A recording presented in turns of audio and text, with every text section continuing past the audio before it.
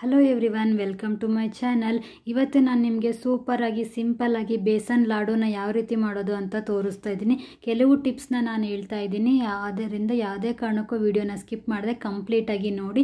ಅದಕ್ಕೂ ಮುಂಚೆ ನೀವಿನ್ನು ನನ್ನ ಚಾನಲ್ನ ಸಬ್ಸ್ಕ್ರೈಬ್ ಆಗಿಲ್ಲ ಅಂದರೆ ಸಬ್ಸ್ಕ್ರೈಬ್ ಆಗಿ ಪಕ್ಕದಲ್ಲಿರೋಂಥ ಬೆಲ್ ಐಕಾನನ್ನು ಕ್ಲಿಕ್ ಮಾಡಿ ಒಂದು ಸಲ ನನ್ನ ಚಾನಲ್ನ ವಿಸಿಟ್ ಮಾಡಿ ನನ್ನ ಎಲ್ಲ ಬೇರೆ ರೆಸಿಪೀಸನ್ನು ಚೆಕ್ ಮಾಡಿ ಅಂತ ಕೇಳ್ತಾ ಇದ್ದೀನಿ. ಇದನ್ನು ಮಾಡೋದಕ್ಕೆ ಮೇನ್ ಇಂಗ್ರೀಡಿಯೆಂಟ್ ಅಂದರೆ ತುಪ್ಪ ಅಂತಲೇ ಹೇಳ್ಬೋದು. ಫಸ್ಟಿಗೆ ನಾನಿಲ್ಲಿ ಒಂದು ಪ್ಯಾನ್ನ ತೊಗೊಂಡು ಇದಕ್ಕೆ ನಾನು 2 ರಿಂದ 3 ಟೇಬಲ್ ಸ್ಪೂನ್ ಅಷ್ಟು ತುಪ್ಪನ ಹಾಕ್ತಾ ಇದ್ದೀನಿ. ತುಪ್ಪ ಬಿಸಿ ಆದಮೇಲೆ ನಾನಿಲ್ಲಿ ಒಂದು ಸ್ವಲ್ಪ ಗೋಡಂಬಿ, ಸ್ವಲ್ಪ ದ್ರಾಕ್ಷಿನ ಹಾಕ್ತಾ ಇದ್ದೀನಿ. ನೀವು ಬೇಕಿದ್ರೆ ಬಾದಾಮ್ ಕೂಡ ಆ್ಯಡ್ ಮಾಡ್ಕೋಬೋದು, ಬಟ್ ದ್ರಾಕ್ಷಿ ಮತ್ತು ಗೋಡಂಬಿ ಚೆನ್ನಾಗಿ ಟೇಸ್ಟ್ ಕೊಡುತ್ತೆ ಅಂತ ನಾನು ಇವೆರಡನ್ನೇ ಹಾಕ್ಕೊಂಡಿದ್ದೀನಿ. ನೀವು ಬೇಕಿದ್ರೆ ಅದನ್ನು ಕೂಡ ಬಾದಾಮಿ ಕೂಡ ಆ್ಯಡ್ ಮಾಡ್ಕೊಳ್ಳಿ.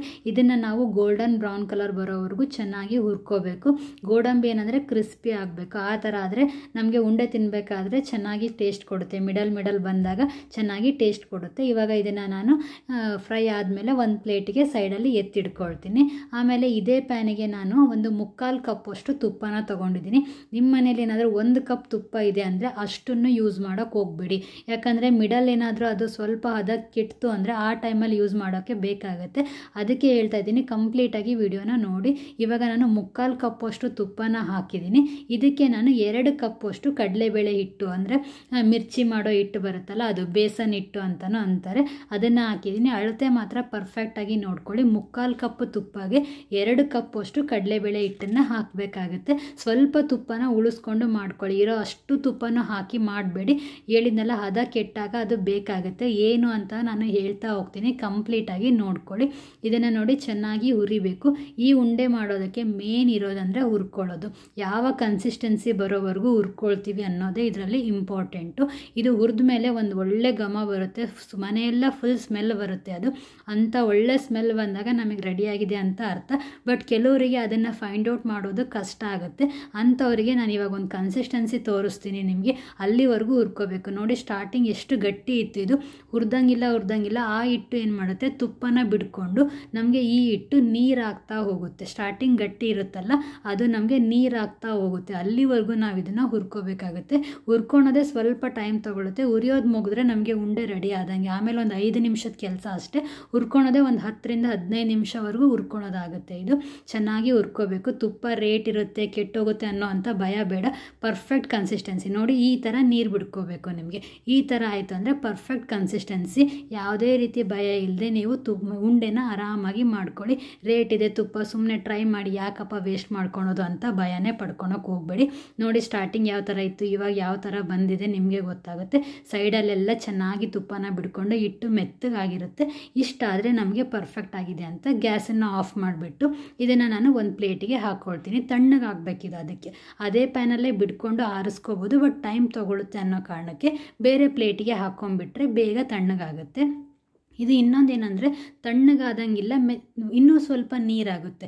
ನೋಡಿ ಯಾವ ಥರ ಇತ್ತು, ಯಾವ ಥರ ಆಯಿತು. ತಣ್ಣಗಾದಂಗಿಲ್ಲ, ಈ ಥರ ನೀರಾಗ್ತಾ ಹೋಗುತ್ತೆ. ಹಂಗಂದರೆ ನಮಗೆ ಪರ್ಫೆಕ್ಟ್ ಆಗಿದೆ ಅಂತ. ನೀರಾಯಿತು ಅಂತ ಭಯ ಪಡ್ಕೋಬೇಡಿ. ಇದೇ ನಿಮಗೆ ಪರ್ಫೆಕ್ಟ್ ಕನ್ಸಿಸ್ಟೆನ್ಸಿ ಅಂತ ಹೇಳ್ತೀನಿ. ನೋಡಿ, ತಣ್ಣಗಾದ್ಮೇಲೆ ಒಂದು ಸ್ವಲ್ಪನೂ ಕೈಗೆ ಅಂಟ್ಕೊಳೋದಿಲ್ಲ. ಈ ಥರ ಇದನ್ನು ಎಳೆದಾಗ ನಮಗೆ ಮರಳಾಗಿ ಕಾಣಬೇಕು, ಆವಾಗ ಪರ್ಫೆಕ್ಟಾಗಿ ಆಗಿದೆ ಅಂತ. ತಣ್ಣಗಾದ್ಮೇಲೆ ಇದಕ್ಕೆ ನಾನು 1 ಬೌಲಷ್ಟು ಸಕ್ಕರೆನ ಪುಡಿ ಮಾಡಿ ಇಟ್ಕೊಂಡಿರ್ತೀನಿ. 3/4 ಕಪ್ ತುಪ್ಪಗೆ 2 ಕಪ್ ಅಷ್ಟು ಕಡಲೆ ಹಿಟ್ಟು, 1 ಬೌಲಷ್ಟು ಸಕ್ಕರೆ ಪುಡಿ, ಇದಿಷ್ಟನ್ನು ಹಾಕಿ ಚೆನ್ನಾಗಿ ನೀವು ಮಿಕ್ಸ್ ಮಾಡ್ಕೋಬೇಕಾಗುತ್ತೆ. ಇದನ್ನು ಮಿಕ್ಸ್ ಮಾಡಿದ ಮೇಲೆ ನಿಮ್ಗೇನಾದರೂ ಗಟ್ಟಿ ಅನಿಸಿತು ಅಂದರೆ ಉಳಿದಿರುತ್ತಲ್ಲ ತುಪ್ಪ, ಆ ತುಪ್ಪನ ಹಾಕಿ ಮಿಕ್ಸ್ ಮಾಡ್ಕೋಬೇಕಾಗತ್ತೆ. ಅದೇ ನಿಮ್ಗೇನಾದರೂ ನೀರು ಅನಿಸಿತ್ತು ಅಂದರೆ ಇನ್ನೊಂದು ಸ್ವಲ್ಪ ಸಕ್ಕರೆ ಪುಡಿನ ಸೇರಿಸ್ಕೋಬೇಕಾಗತ್ತೆ. ಇದೇ ಮೇನ್ ಟ್ರಿಕ್. ಇದಕ್ಕೆ ನಾನು ಹುರಿದಿಟ್ಟಿರೋಂಥ ದ್ರಾಕ್ಷಿ ಮತ್ತು ಗೋಡಂಬಿನೂ ಮಿಕ್ಸ್ ಮಾಡಿ ಚೆನ್ನಾಗಿ ಕಲಿಸ್ಕೊಳ್ತಾ ಇದ್ದೀನಿ. ನೀಟಾಗಿ ನಾದ್ಕೋಬೇಕು ಇದನ್ನು. ಹಂಗಂದರೆ ನೋಡಿ, ಇವಾಗ ಎಷ್ಟು ಮರಳಾಗಿ ಕಾಣಿಸ್ತಾ ಇದೆ ಗೊತ್ತಾಗುತ್ತೆ, ಪರ್ಫೆಕ್ಟಾಗಿ ಆಗಿದೆ ಅಂತ ಅರ್ಥ. ಹೇಳಿದ್ನೆಲ್ಲ, ನೀರೇನಾದರೂ ಆಯಿತು ಅಂದರೆ ಇನ್ನೊಂದು ಸ್ವಲ್ಪ ಸಕ್ಕರೆ ಪುಡಿನ ಸೇರಿಸ್ಕೊಂಡು ಕಲಿಸ್ಕೊಳ್ಳಿ. ಅದೇ ಗಟ್ಟಿಗಾಯಿತು ಅಂದರೆ ಇನ್ನೊಂದು ಸ್ವಲ್ಪ ತುಪ್ಪನ ಹಾಕ್ಕೊಂಡು ಸೇರಿಸ್ಕೋಬೇಕಾಗತ್ತೆ. ನೋಡಿ, ಈ ಥರ ನಾವು ಉಂಡೆನ ಕಟ್ಟಿದಾಗ ರಫ್ ಅನಿಸುತ್ತೆ. ಈ ಥರ ಒಂದು 2 ಸಲ ಕೈಯಲ್ಲಿ ಹಾಕಿ ಉರುಳಾಡಿಬಿಟ್ರೆ ಶೈನಿಂಗ್ ಆಗಿ ಬರುತ್ತೆ. ನೋಡಿ, ಉಂಡೆ ಎಷ್ಟು ಶೈನಿಂಗಾಗಿ ಕಾಣಿಸ್ತಾ ಇದೆ. ನಿಮಗೆ ಯಾವ್ಯಾವ ಸೈಜಿಗೆ ಬೇಕೋ ಆ ಸೈಜಿಗೆ ನೀವು ಇದನ್ನು ಉಂಡೆನ ಕಟ್ಕೋಬೋದು. ಆರಾಮಾಗಿ ಒಂದು 15 ದಿನ ಸ್ಟೋರ್ ಮಾಡಿ ಇಟ್ಕೊಳ್ಳಿ. ಹೆಲ್ತ್ಗೂ ಕೂಡ ತುಪ್ಪ ಹಾಕಿರೋದ್ರಿಂದ ತುಂಬಾ ಒಳ್ಳೆಯದು. ಟೇಸ್ಟ್ ಕೂಡ ಅಷ್ಟೇ ಚೆನ್ನಾಗಿರುತ್ತೆ. ನೋಡಿ ಎಷ್ಟು ಶೈನಿಂಗ್ ಆಗಿ ಬಂದಿದೆ. ಸೂಪರ್ ಆಗಿರುವಂತಹ ಬೇಸನ್ ಲಾಡು ರೆಡಿಯಾಗಿದೆ. ನಿಮ್ಮ ಮನೆಯಲ್ಲೂ ಕೂಡ ಒಂದ್ಸಲ ಟ್ರೈ ಮಾಡಿ ಟೇಸ್ಟ್ ಯಾವ ಥರ ಬಂತು ಅಂತ ನನಗೆ ಮಿಸ್ ಮಾಡದೆ ಕಮೆಂಟ್ ಮಾಡಿ.